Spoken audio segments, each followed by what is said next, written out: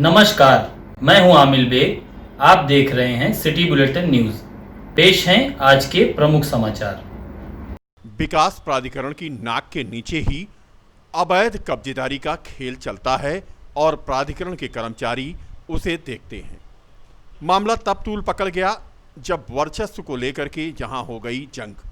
जी हां, मामला है विकास प्राधिकरण चौराहे का, जहां पर नजूल की जमीन पर कब्जे को लेकर के आज एक व्यक्ति ने कुछ दुकानदारों से हाथापाई कर दी। बता दें कि यहाँ पर नजूल की ज़मीन पर तमाम ठेले ठेलिया और व्यापार करने वाले लोग लगाते हैं अपना ठेला और गुमटी। पास में ही एक सरदार जी ने अपनी पक्की यहाँ पर निर्माण करा ली। पक्की दुकान का निर्माण करा के शटर लगा दिया और जब विरोध किया स्थानीय दुकानदारों ने तो वह हाथापाई पर उतर आए। मामला गर्म हो गया और गर्म होने के बाद ये स्थिति आई कि यहाँ के पटरी दुकानदारों ने मार्ग जाम कर दिया और पुलिस के सामने ही नारेबाजी करने लगी।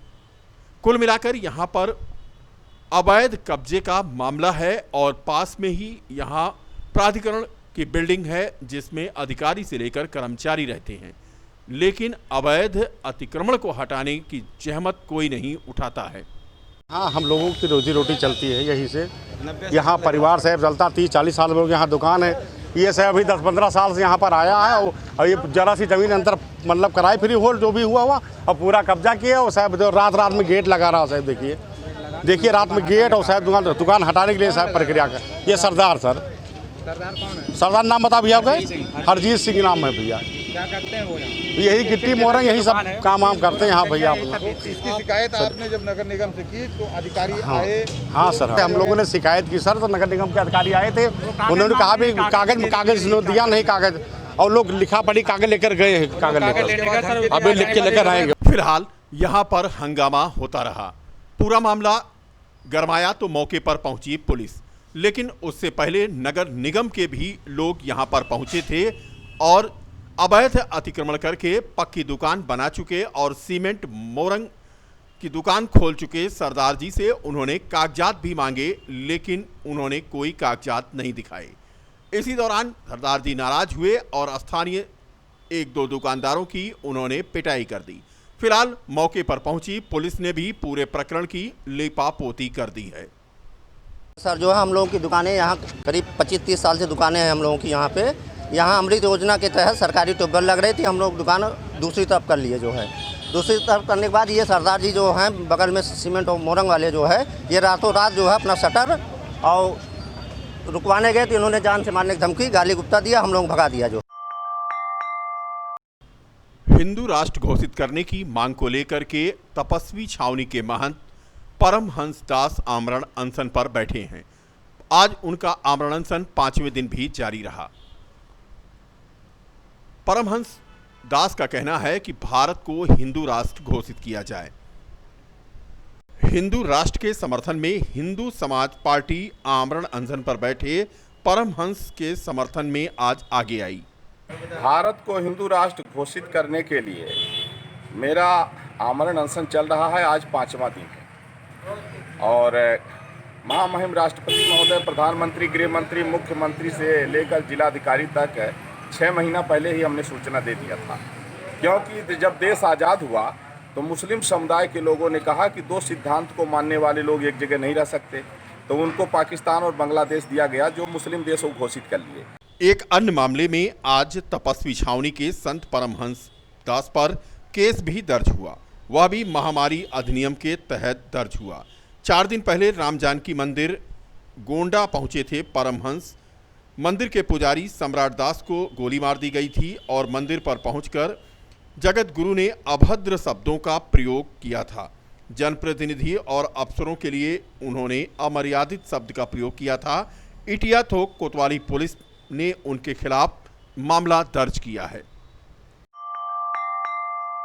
बीते 9 अक्टूबर को हैदरगंज थाना क्षेत्र की कटौना गांव के निवासी शेर बहादुर वर्मा के पुत्र आशीष वर्मा का अपहरण होने के 6 दिन बाद अंततः उसका शव गोमती नदी वाराणसी में बरामद हुआ है। शव का पोस्टमार्टम बनारस में होने के बाद गौरतलब है कि अपहरण कांड में नामजद 5 अभियुक्त व नामजद अभियुक्तों की गिरफ्तारी हो चुकी है।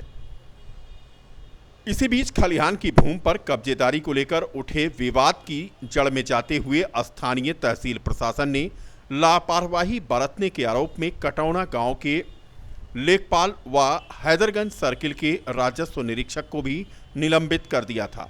तहसील प्रशासन ने खलिहान की भूमि विवाद की जड़ बने आरोपी के मकान पर एक और कार्रवाई करते हुए 5 दिन में घर गिराने का नोटिस भी थमा दिया है। पुलिस विभाग ने कड़ा रुख अख्तियार करते हुए लापरवाही बरतने के आरोप में पूर्व थानाध्यक्ष के साथ साथ 112 पर तैनात उप निरीक्षक को भी निलंबित कर दिया है। बताते चलें कि इस चर्चित प्रकरण में स्थानीय लोगों का गुस्सा निरंतर बढ़ता जा रहा है, जिससे पुलिस प्रशासन को बीते 6 दिन में कड़ी मशक्कत के बाद कानून व्यवस्था को नियंत्रित करने में काफ़ी परेशानी हुई। उधर आज जब मृतक आशीष का शव उसके पैतृक गांव कटौना पहुंचने की सूचना आई तो स्थानीय लोगों के चेहरे पर गुस्से व आक्रोश का मिश्रण स्पष्ट झलक रहा है। हालांकि स्थानीय प्रशासन ने सुरक्षा व्यवस्था के मद्देनजर चाक चौबंद प्रबंध कर रखे हैं। फिलहाल सूत्रों ने बताया कि वाराणसी में ही गंगा के किनारे हरिश्चंद्र घाट पर परिजनों ने उसका अंतिम संस्कार कर दिया है। ब्राह्मण परिवारों का मकान व दुकान गिराए जाने का मामला आज फिर गरमाया। सदर तहसील के कुढ़ा केशवपुर में निर्माणाधीन भवन को गिराने के मामले में समाजवादी पार्टी के पूर्व मंत्री तेज नारायण पांडे पवन ने भाजपा सरकार पर ब्राह्मणों के उत्पीड़न का आरोप लगाते हुए तमाम बातें आज कह डाली। श्री पांडे ने कहा कि 2.5 महीने से चल रहे निर्माण कार्य को पहले ही रोक देना चाहिए था प्रशासन को, लेकिन प्रशासन ने 2.5 महीने तक मौन सहमति दे रखी थी और आखिर में ऐसा क्या हो गया कि उस परिवार के दुकान और मकान को गिरा दिया गया। उन्होंने कहा कि योगी सरकार जानबूझकर ब्राह्मण समाज का उत्पीड़न कर रही है। लेखपाल कानूनगो व एसडीएम सदर की भूमिका की उन्होंने जांच की मांग की और दोषियों के खिलाफ कड़ी कार्रवाई हो, यह बात कही। सदर ने गिरवा दिया। ग्रामीण लोगों का यह आरोप है कि बगैर किसी सूचना के, बगैर किसी नोटिस के जो हमारा मकान 2-2.5 महीने से बन रहा था उसको एसडीएम महोदया ने आकर तत्काल गिरवा दिया। 2.5 महीने से काम चल रहा था, 2.5 महीने से काम चल रहा था। किस तरह से एक रुपया जोड़ करके, पूंजी जोड़ करके इन गांव के लोगों ने अपने मकान का निर्माण किया और उसके बाद प्रशासनिक अधिकारियों ने बगैर सूचना के, बगैर किसी नोटिस के मकान को गिरा दिया। अगर ये गलत थे तो 2.5 महीने से पहले इनका मकान क्यों बनने दिया गया? लेखपाल क्या कर रहे थे, तहसीलदार क्या कर रहे थे, नायब तहसीलदार क्या कर रहे थे? अगर ये लोग गलत थे तो इनको नोटिस पहले क्यों नहीं दी गई, पहले सूचना क्यों नहीं दी गई? सीधे जाकर के इनके मकान को क्यों गिरा दिया गया?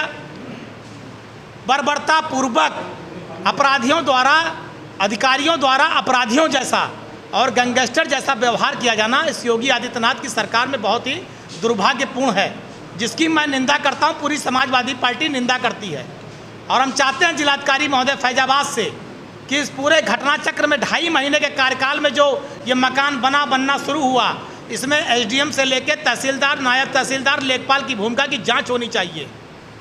क्या एसडीएम सदर ने 2.5 महीने तक गलत काम करने की अनुमति दी और बाद में कहीं से ओबलाइज होकर, जैसा कि गांव के लोग आरोप लगा रहे हैं कि घूस पाएंगे 2.5 लाख रुपया, पैसा लेकर के क्या मकान गिराया गया, इन सारे तथ्यों की जांच होनी चाहिए और जिलाधिकारी महोदय फैजाबाद को इन सारे तथ्यों की जांच करना चाहिए। और गांव के वालों का आरोप है कि केवल एक समाज के लोग, ब्राह्मण समाज के लोगों का उत्पीड़न तो योगी आदित्यनाथ की सरकार में हो ही रहा है। लोग मारे जा रहे हैं, फर्जी एनकाउंटर हो रहा है, सताए जा रहे हैं।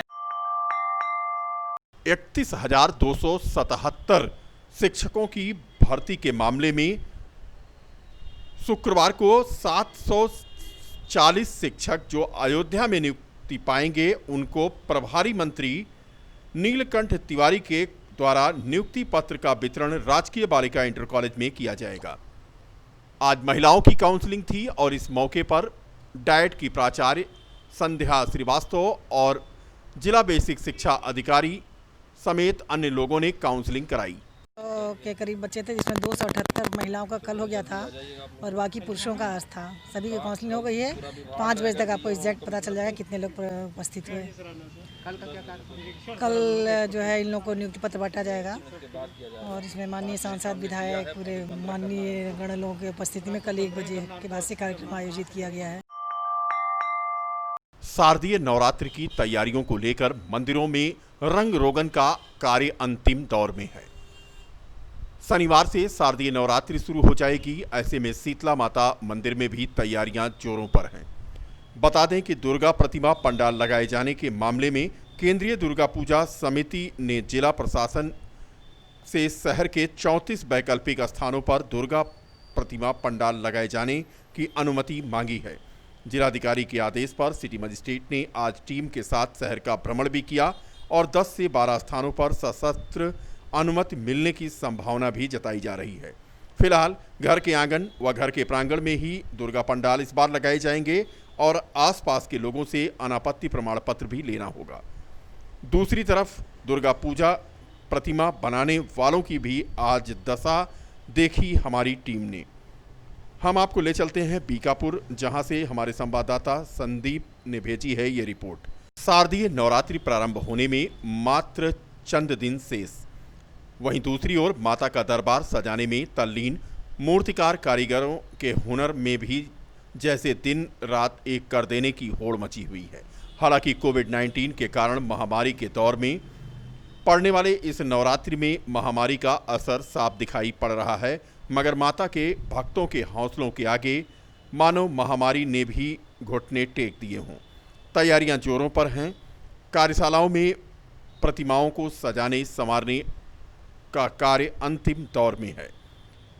बंगाल, कोलकाता से आए कारीगर मूर्तियों को सजाने संवारने में अंतिम ताकत लगाने में कोर कसर नहीं छोड़ रहे हैं। फिलहाल इस पूरी खबर पर हमारी नज़र है और पूरी खबर हम आपको दिखाएंगे कल। जेसीआई फैजाबाद सिटी ग्रुप का हुआ सेमिनार में अध्यक्ष जेसी रोहित अग्रवाल ने बताया कि 2004 में जेसीआई फैजाबाद सिटी ग्रुप का गठन हुआ था, जिससे हमारी संस्था सामाजिक कार्य करना व सोशल वर्क स्वावलंबन कार्य भी सिखा रही है। जेसीआई फैजाबाद सिटी ग्रुप के अध्यक्ष ने बताया कि आज 2021 का चुनाव संपन्न हुआ, जिसमें अध्यक्ष जेसी रोहित अग्रवाल, सचिव जेसी गौरव पुरसानी, कोषाध्यक्ष जेसी के चेतन अग्रवाल निर्विरोध चुने गए। सेमिनार के दौरान राघव बंसल, प्रतीक रस्तोगी, बालकृष्ण अग्रवाल, आकाश अग्रवाल, आंसू सौरभ, आशीष अग्रवाल, अंशु अग्रवाल, अर्पित अग्रवाल, पराग आदि मौजूद थे। जेसी ग्रुप ज्वाइन किए हुए 4 साल हो गया।